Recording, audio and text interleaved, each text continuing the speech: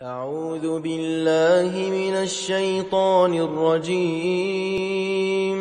بسم الله الرحمن الرحيم. وَلِلَّهِ الْأَسْمَاءُ الْحُسْنَى فَادْعُوهُ بِهَا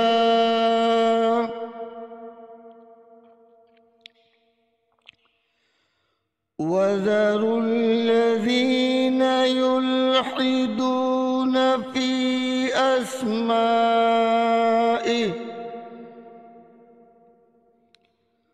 سَيُجْزَوْنَ مَا كَانُوا يَعْمَلُونَ۔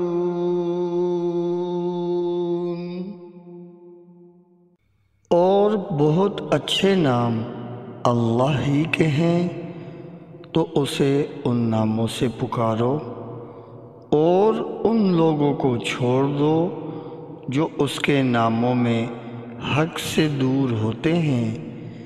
ان قریب انہیں ان کے اعمال کا بدلہ دیا جائے گا۔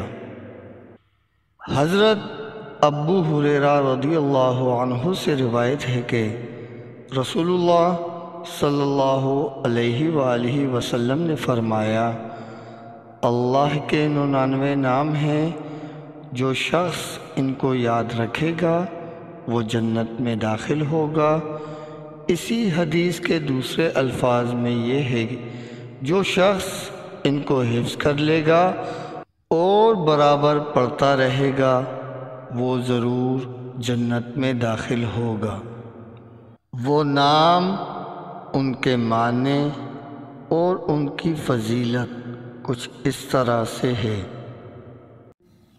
یا علیم،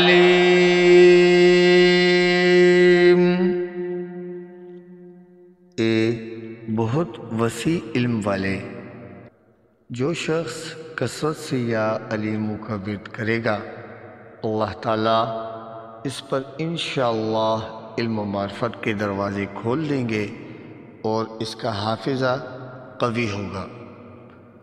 جو شخص رب زدنی علما کی تلاوت کرے گا، انشاءاللہ اس کے علم میں بے حد اضافہ ہوگا۔ جو کوئی اس اسم مبارک کو دل میں پڑھے صاحب معرفت ہو جائے، اور اگر فرض نماز کے بعد 150 بار پڑھے گا صاحب یقین ہو جائے گا۔ جو کوئی نماز کے بعد 100 بار یا عالم الغیب پڑھے، اللہ تعالیٰ اس کو صاحب کشف بنا دے گا۔ جو استخارہ کرنا چاہے، شب جمعے کو نماز کے بعد 100 بار مسجد میں یہ اسم مبارک پڑھ کر سو رہے، مطلوبہ حال سے آگاہی پائے گا۔ جو کوئی نامعلوم امر دریافت کرنا چاہے، اول 2 رکعت نماز پڑھے، پھر درود شریف، پھر سبحانک لا علم لنا الا ما علمتنا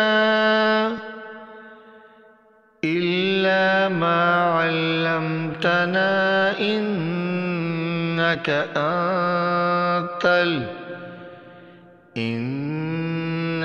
انت العلیم الحکیم۔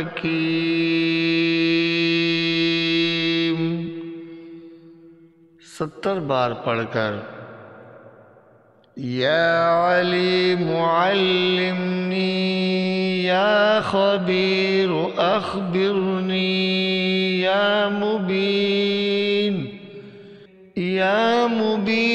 بین لی، 100 بار پڑھ کر اپنا مطلب تصور کر کے لیٹ جائے۔ اگر نیند نہ آئے تو اٹھ کر کسی مجمع میں چلا جائے، وہاں لوگوں کی باتوں سے بطریق اشارہ معلوم ہو جائے گا۔